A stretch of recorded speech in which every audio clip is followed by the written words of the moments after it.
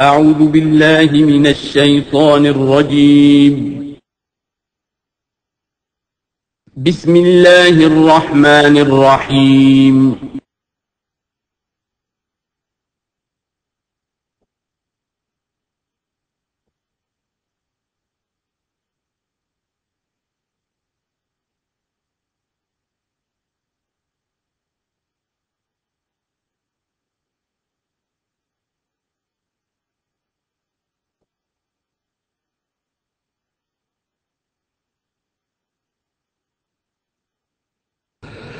نحمده ونصلي على رسوله الكريم اما بعد فاعوذ بالله من الشيطان الرجيم بسم الله الرحمن الرحيم سبحان الذي يسرى بعبده ليلا من المسجد الحرام الى المسجد الاقصى الذي باركنا حوله لنريه من آياتنا انه هو السميع البصير وآتينا موسى الكتاب وجعلناه هدى لبني إسرائيل ألا تتخذوا من دوني وكيلا ذرية من حملنا مع نوح إنه كان عبدا شكورا صدق اللہ العظیم۔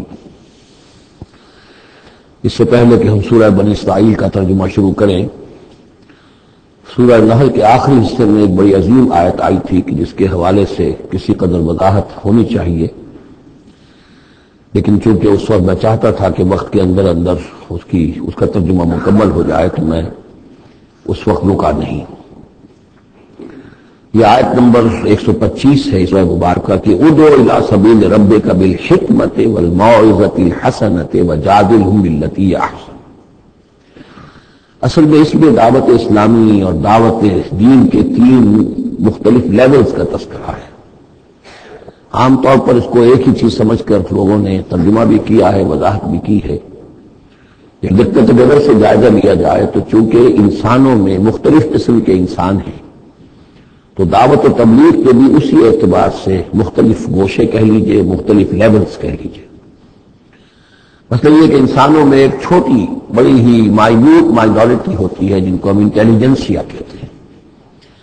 یہ وہ لوگ ہیں کہ جو عقل سے کام لیتے ہیں، کسی بات کو قبول کرتے ہیں تو پہلے عقل سے سمجھتے ہیں تب قبول کرتے ہیں، جذبات سے نہیں۔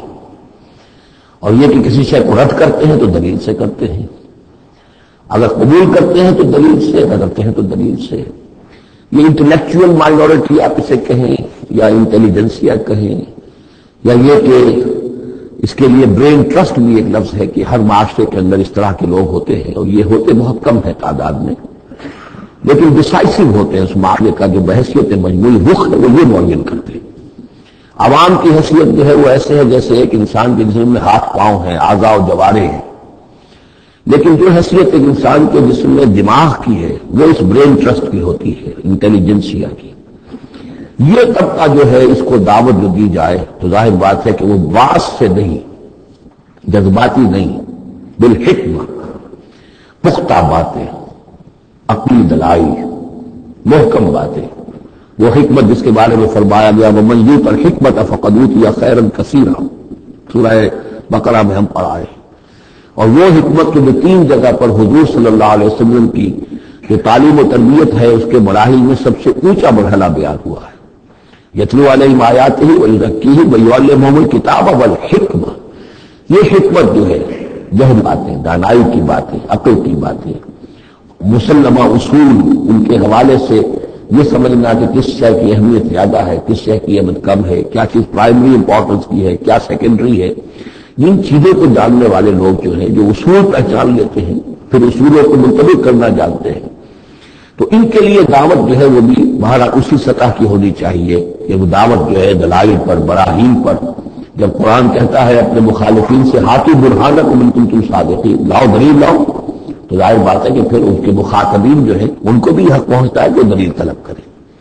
اب اس کے لیے ظاہر بات ہے کہ وہی شخص یہ کام کر سکتا ہے جو خود اپنی ذہنی سطح کے اعتبار سے کافی بلند ہو چکا ہو، جس کا اپنا شعور بہت پختہ ہو چکا ہو۔ جب تک کہ وہ خود حکیم نہ ہو تو حکمت کے ساتھ دعوت کیسے دے گا؟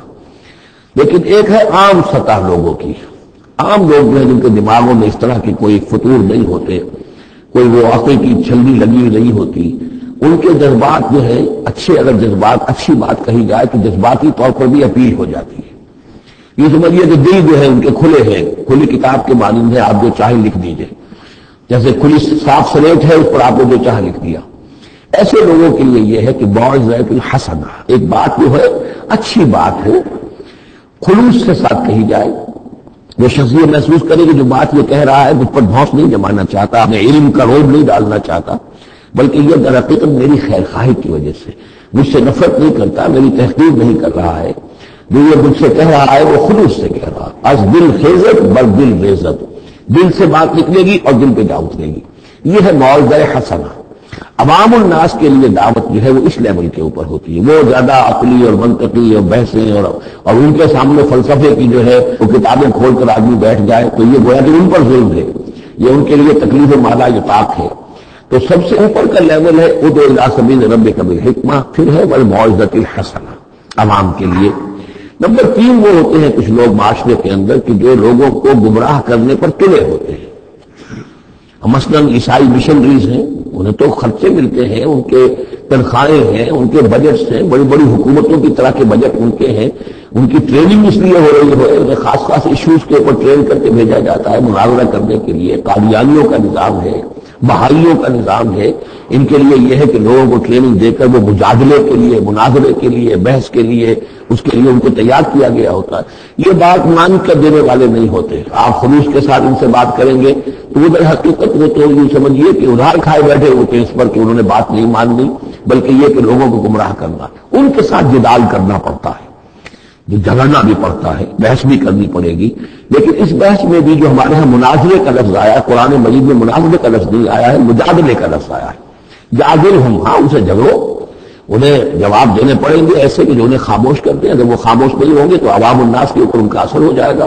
لیکن اس مجادلے میں بھی تمہارا اپنا اخلاقی معیار برقرار رہنا چاہیے. نیچے نہ اترو، گالم گلوچ پر نہ آ جاؤ، بہت گھٹیا انداز اختیار نہ کر لو، بلکہ جیسے کہا گیا کہ ان کے معبودوں کو گالیاں نہ دینی شروع کر دو، بلکہ یہ کہ ان میں بھی ہمیں آداب، اس کے اندر بھی آداب کو محفوظ رکھتے ہوئے. تو یہ 3 لیولز ہیں. ادعو الی سبیل ربک بالحکمۃ والموعظۃ الحسنۃ وجادلہم باللتی احسن. اب اس میں ہر ایک کے لیے پھر تیاری کرنی ہوگی. قادیانیوں سے وہ بحثیں کرنے کے لیے ظاہر بات ہے عام آدمی نہیں کر سکتا جب تک کہ ان اسپیشل ایشوز کے اوپر اس کو صحیح جو ہے اس